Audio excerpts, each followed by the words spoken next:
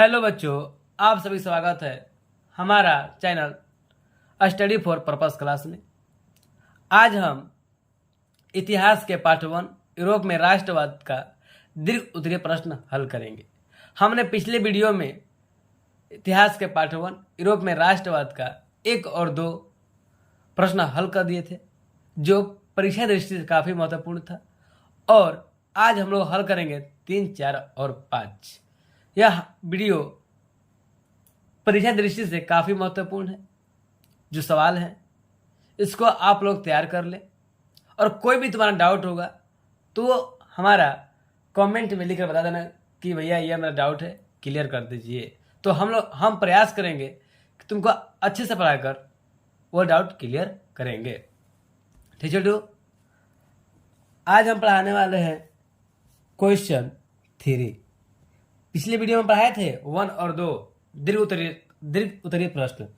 दीर्घ उत्तरीय प्रश्न देखो, और ये तुम लोग का सीधे 5 नंबर तक कर जाएगा, परीक्षा हॉल में पूछ देगा। तो चलो, छोटू तुम्हारा सवाल है, राष्ट्रवाद के उदय।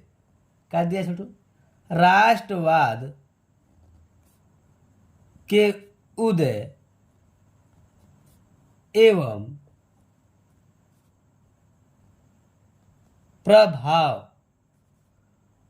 एवं प्रभाव की चर्चा कीजिए।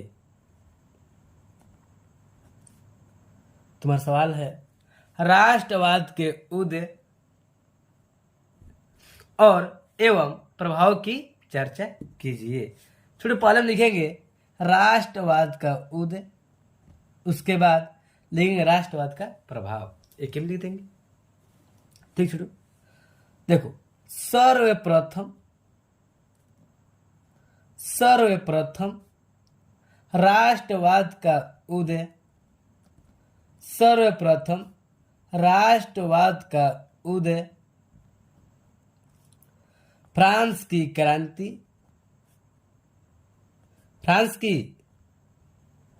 क्रांति के फलस्वरूप हुआ।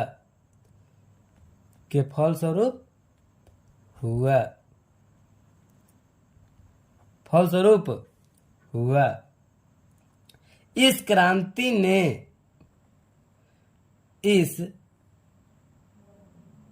क्रांति ने पूरे यूरोप में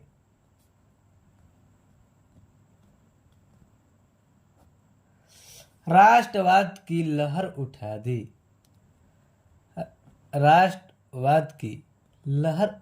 दी, जिसके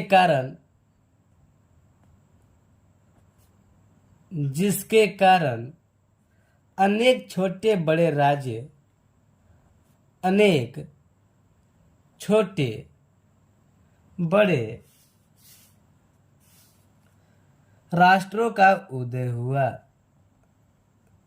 राष्ट्रों का उदय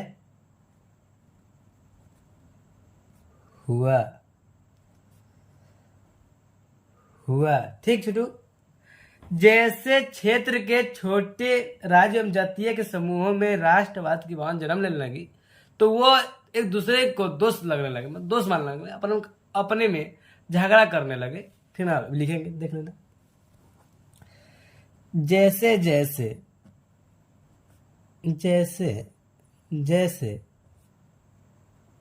क्षेत्र के छोटे राज्य एवं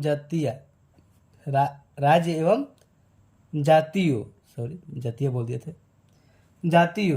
के समूह में भी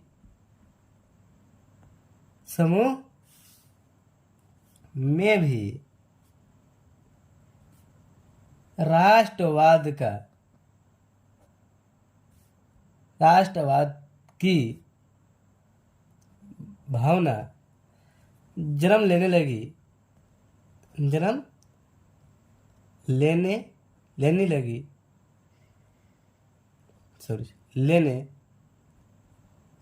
लगी।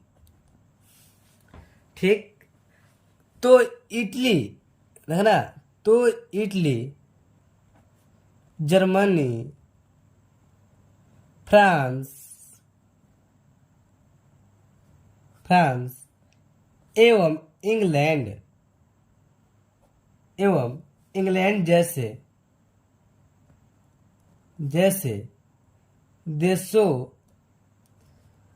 में तो राष्ट्रवाद इतनी कट्टरता से फैली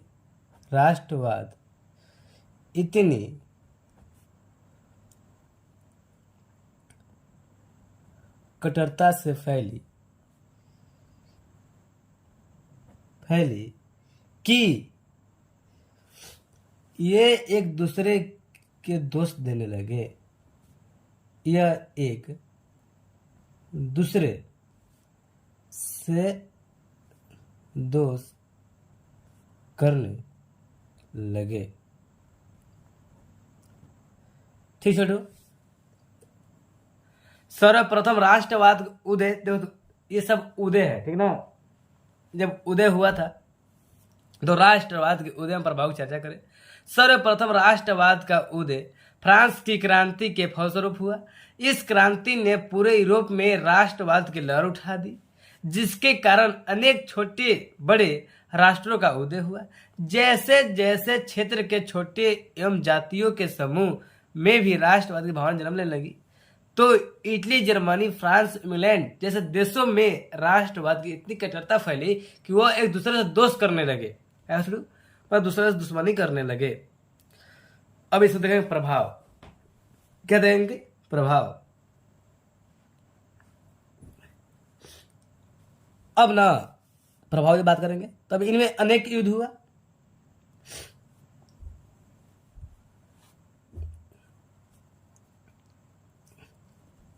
इसके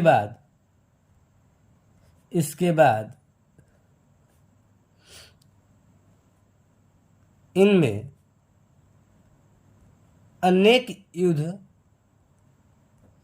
जब छोड़ो दोष फैलने लगी, दोष करने लगे, तो इनमें अब अनेक युद्ध होने लगा, ठीक ना। क्या हो छोड़ो, अनेक युद्ध भी हुए। इसका यह था कि जो जितना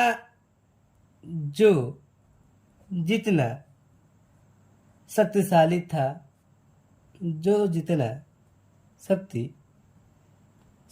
था, वह उतना ही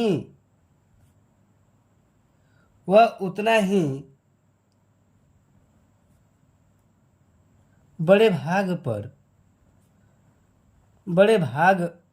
पर कब्जा कर लेता था।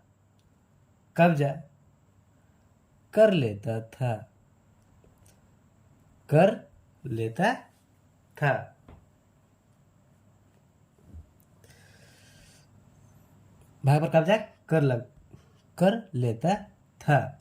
उपनिवेशवादियों ने, छोटी बात समझना, उपनिवेशवादियों ने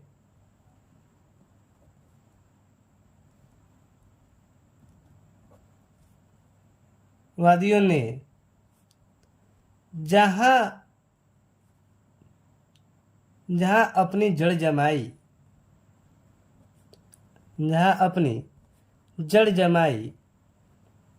वहां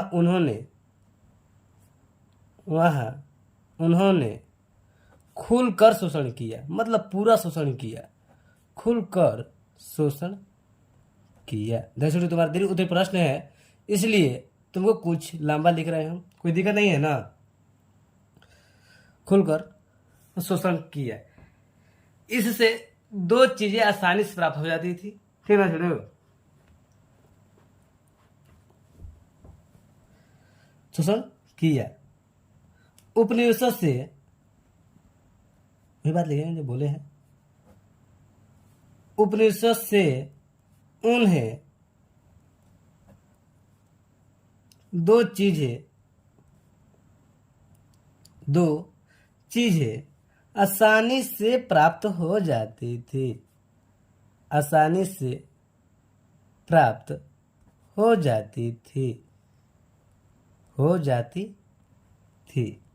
पहला यह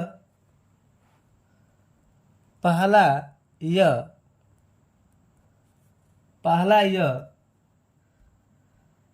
उद्योगों के लिए कच्चा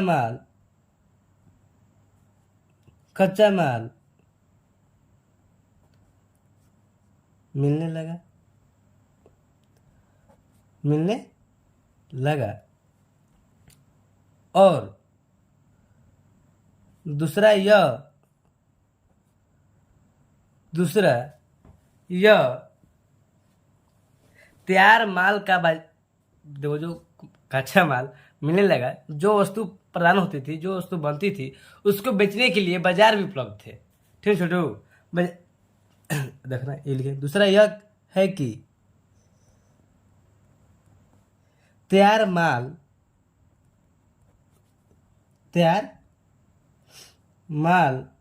का बाजार भी तैयार माल का बाजार भी उपलब्ध था। ठीक है, इतना ही लिखेंगे ताकि तुम लोग याद हो जाए। अब से छोटू पर सुनाते हैं। देखो, एक बार कहानी है, इस कहानी समझ कर याद कर लो। और तू राटा मारोगे तो राटा मारे से क्या होगा, कोई बीच में पॉइंट भुला जाओगे तो तकलीफ होगी फिर याद करने में। इसलिए तुम लोग इसे कहानी जैसे समझ लो और उस कहानी को बार बार रिपीट करो ताकि तुम्हारे माइंड को रहे। तो छोड़ो, देखो राष्ट्रवाद सवाल है, क्वेश्चन 3। राष्ट्रवाद के उदय एवं प्रभाव की चर्चा करें। सर्वप्रथम राष्ट्रवाद का उदय फ्रांस की राज्य क्रांति मतलब फ्रांस की क्रांति के फलस्वरूप हुआ। इस क्रांति ने पूरे यूरोप में राष्ट्रवाद की लहर उठा दी, जिसके कारण अनेक छोटे बड़े राष्ट्रों का उदय हुआ। जैसे जैसे क्षेत्र के छोटे राज्य एवं जातियों के समूह में भी राष्ट्रवाद की भावना जन्म लेने लगी, तो इटली, जर्मनी, फ्रांस, इंग्लैंड जैसे देशों में राष्ट्रवाद की इतनी कट्टरता से फैली कि वह एक दूसरे से दोष करने लगे, एक दूसरे को दुश्मन समझने लगे। ठीक, इसके बाद इनमें अनेक युद्ध हुए। इसमें यह था, जो देश जितना शक्तिशाली था वह उतना ही बड़े भाग पर कब्जा कर लेता था। उपनिवेशवादियों ने जहां अपनी जड़ जमाई वहां उन्होंने खुलकर शोषण किया। उपनिवेशों से उन्हें 2 चीजें आसानी से प्राप्त हो जाती थी। पहला, यह उद्योग के लिए कच्चा माल मिलने लगा और दूसरा यह, जो कच्चे माल से वस्तु तैयार थे उसको बेचने के लिए बाजार भी उपलब्ध था। इस प्रकार से तुम्हारा क्वेश्चन 3 खत्म हुआ। छोटू देखो, कुछ वीडियो लंबा हो सकता है, तो पर हम ये सोचते हैं कि तुम लोग खाली समझ में आ जाए ताकि तुम लोग परीक्षा में लिख सको। ठीक छोटू, अब हम पढ़ेंगे क्वेश्चन नंबर 4। तो क्वेश्चन नंबर 4 है, जुलाई 1830 की क्रांति का विवरण दे। क्या है छोटू? जुलाई 1830 की क्रांति का विवरण दे। चलो हम लोग 4 क्वेश्चन पढ़ते हैं। तुम्हारा क्वेश्चन नंबर 4 है छोटू, जुलाई 1830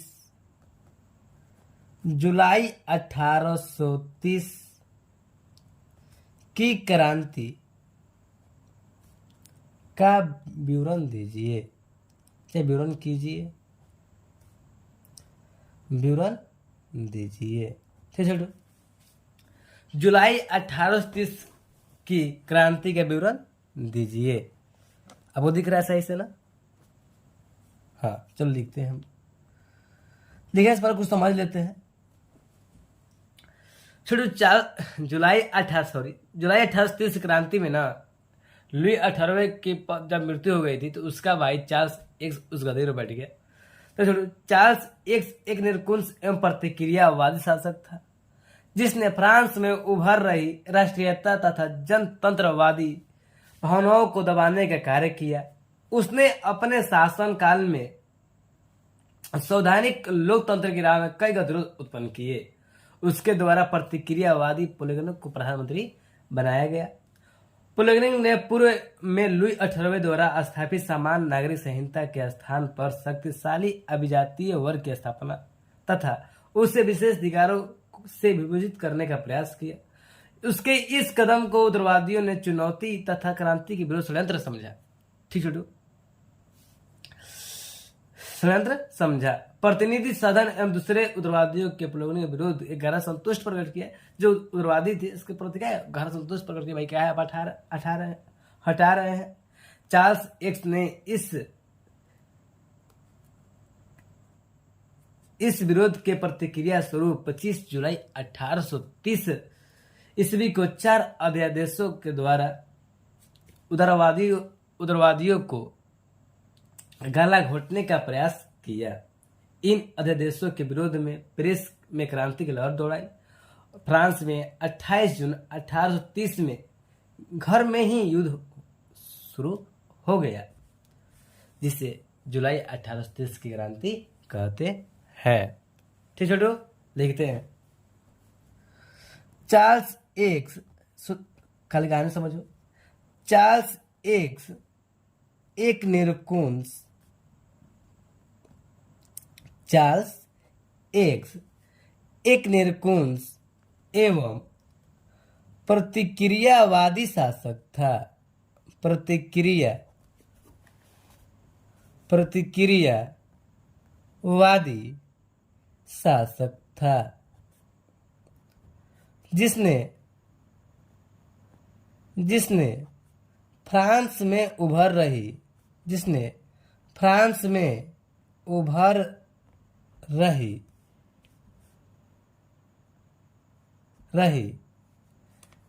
राष्ट्रीयता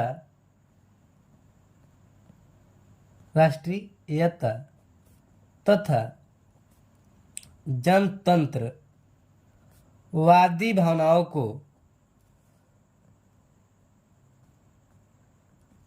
को दबाने का कार्य किया। उसने कौन? Charles x. उसने अपने शासनकाल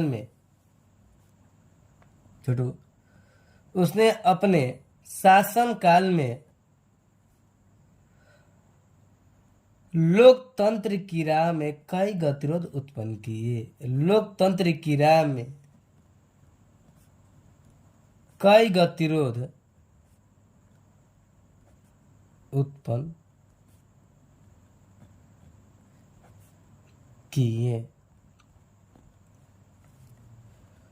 उसके द्वारा प्रतिक्रियावादी पुलकिंग को प्रधानमंत्री बनाया गया। प्रतिक्रियावादी न छोटो, प्रतिक्रियावादी पुलकिंग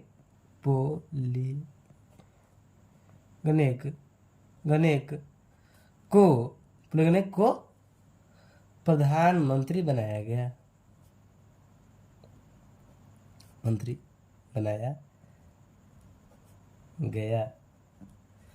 पुलकिंग ने पूर्व लुई 18वें द्वारा स्थापित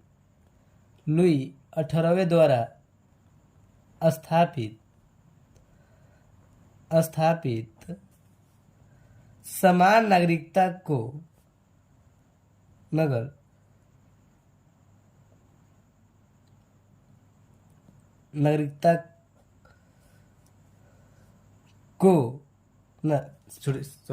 लुई 18वें द्वारा स्थापित समान नागरिकता के स्थान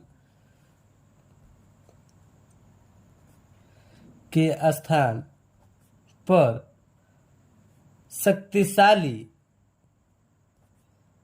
शक्तिशाली अभिजातीय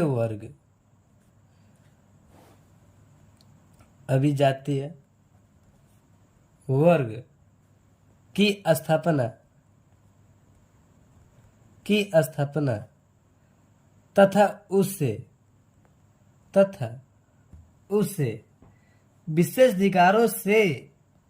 विशेष अधिकारों से विभूषित करने का प्रयास किया, जिससे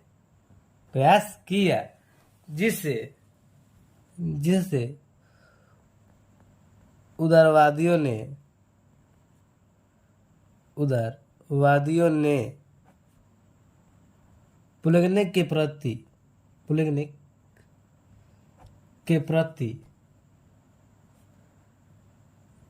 प्रति अपना असंतोष भावना प्रकट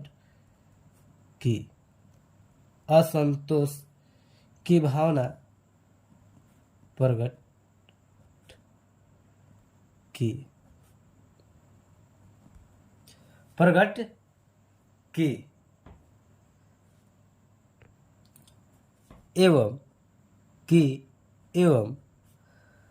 क्रांति के विरुद्ध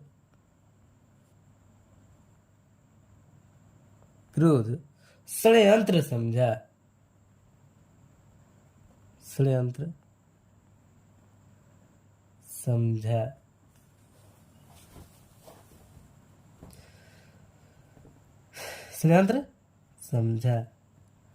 चार्ल्स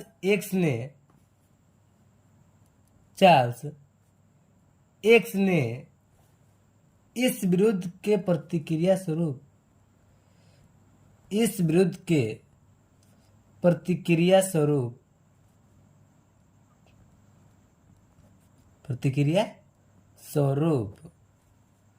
25 जुलाई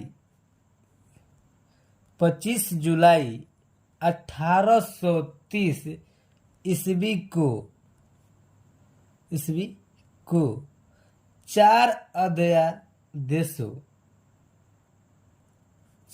अध्यादेशों द्वारा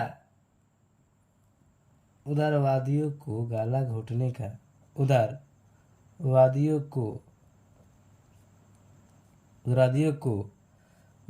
घोटने का प्रयास किया,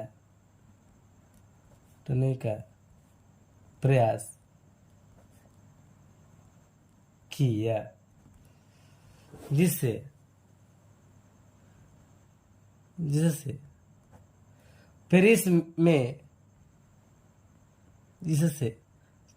पेरिस में क्रांति की लहर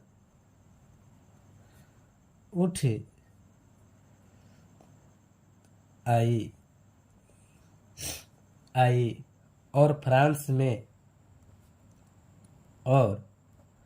फ्रांस में 28 जून 1830 ईस्वी में गृह युद्ध शुरू हो गया, जिससे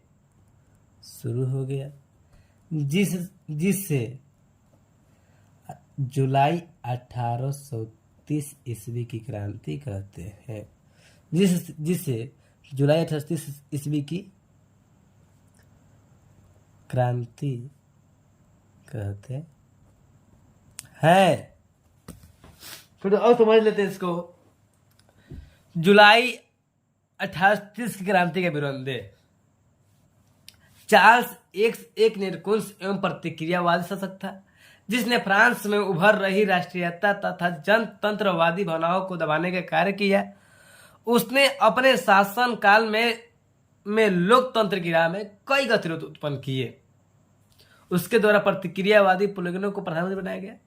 प्लेटनिक पूर्व लुई 18वें द्वारा स्थापित समान नागरिकता के स्थान पर शक्तिशाली अभिजातीय वर्ग की स्थापना तथा उससे विशेष अधिकारों से विभूषित करने का प्रयास किया, मतलब उसको हटाने का प्रयास किया, जिससे उग्रवादियों ने इसके प्रति असंतोष की भावना प्रकट की एवं युद्ध के विरोध षड्यंत्र समझा। तब चार्ल्स एक्स ने इस विरोध के प्रतिक्रिया स्वरूप 25 जुलाई 1830 ईस्वी को 4 अधे देशों के साथ मिलकर उग्रवादियों को गला घोटने का प्रयास किया, जिसमें पेरिस में क्रांति की लहर उठाई और फ्रांस में 28 जून 1830 ईस्वी में गृह युद्ध हुआ। मतलब घर में झगड़ा होने लगा, जिसे जुलाई 1830 ईस्वी की क्रांति कहते हैं। हम विश्वास से तुम लोग सभी समझ में आ गया होगा। अब हम लोग पढ़ने वाले हैं क्वेश्चन नंबर 5 और अंतिम। ये छोटू बार बार सवाल पूछ लिया है परीक्षा में, और हो सकता है कि अगले साल भी ये सवाल पूछ ले, इसलिए तुम लोग इससे तैयार कर लो, ठीक ना। VVI समझ लो, VVI वेरी वेरी इंपॉर्टेंट। चलो अगला क्वेश्चन पढ़ते हैं, क्वेश्चन नंबर। अब हम पढ़ेंगे क्वेश्चन नंबर 5, ठीक ना। चलो 5 नंबर सवाल है, यूनानी स्वतंत्रता, ये काफी महत्वपूर्ण है परीक्षा की दृष्टि से छोटू, इससे भी तैयार कर लेना। यूनानी स्वतंत्रता आंदोलन का संक्षिप्त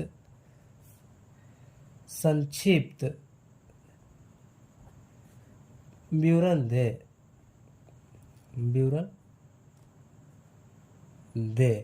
दिख रहा है ना सही से? रुको 1 मिनट छोड़, रुक जाओ, थोड़ा स्टिरपट हो गया है। हो गया ठीक ना।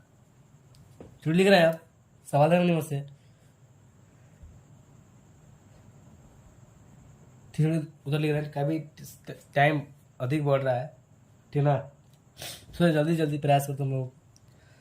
छोड़ो, जुलाई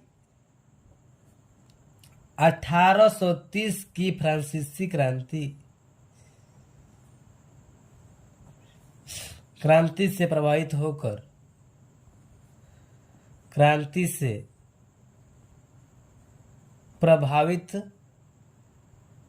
होकर यूनानियों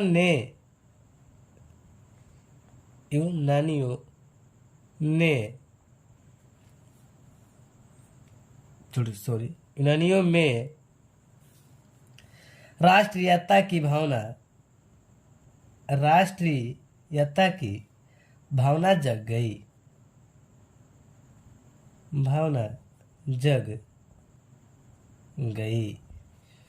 यूनान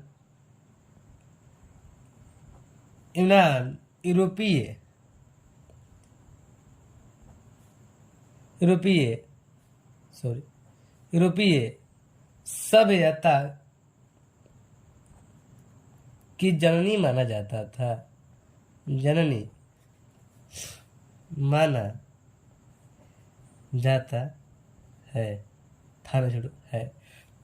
छोड़ो, सभी यूनानियों मतलब यूनान में रहने वाले लोगों को यूनानी का कहा जाता है। यूनानियों का धर्म और उनकी जाति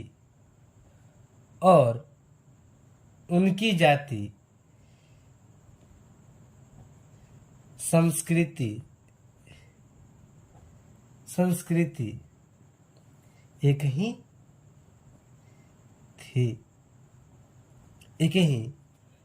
थी। छोड़ो, साथ ही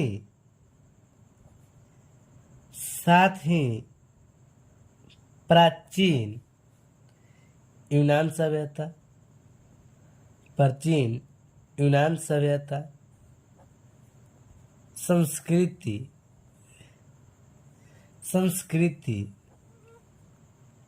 साहित्य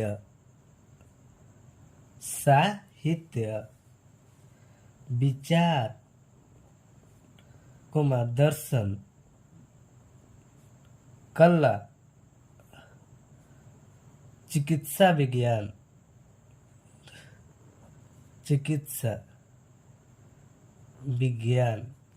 आदि के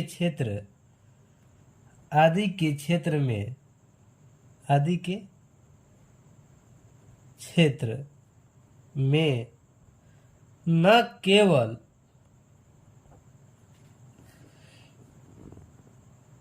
यूरोप का वरन पूरा विश्व का जनक कहा पूरे विश्व का जनक था। इस शब्द पूरा विश्व का जनक था। इसके बावजूद भी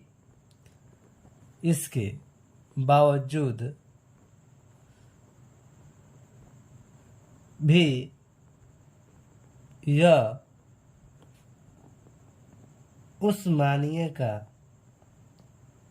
उस्मानीय साम्राज्य के एक अंग माना जाता था।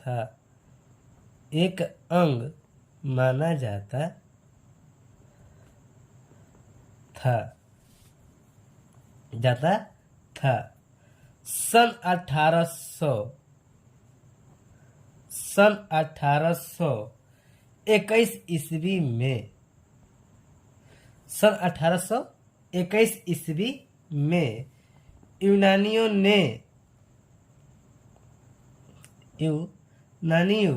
ने विद्रोह शुरू कर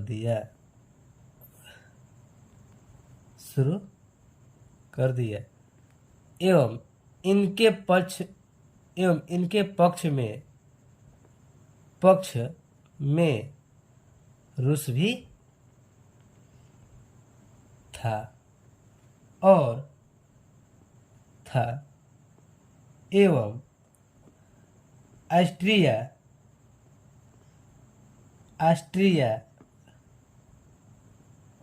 ऑस्ट्रिया के दबाव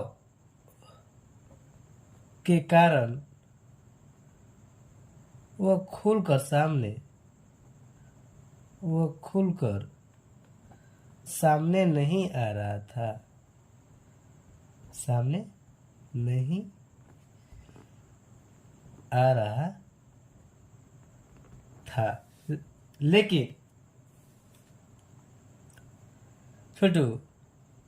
लेकिन जार निकोल्स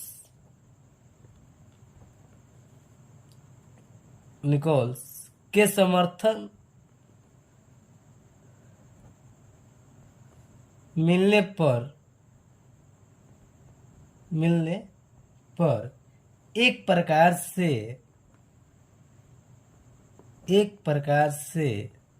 संपूर्ण यूरोप से यूनान को समर्थन मिलने लगा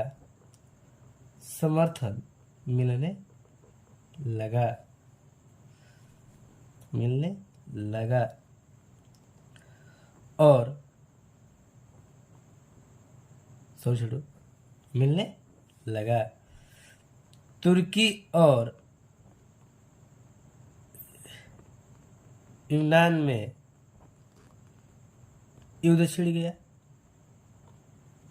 युद्ध शुरू हो गया।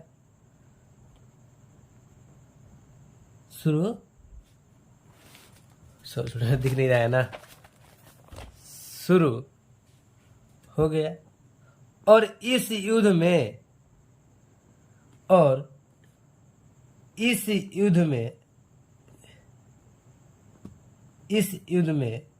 यूनान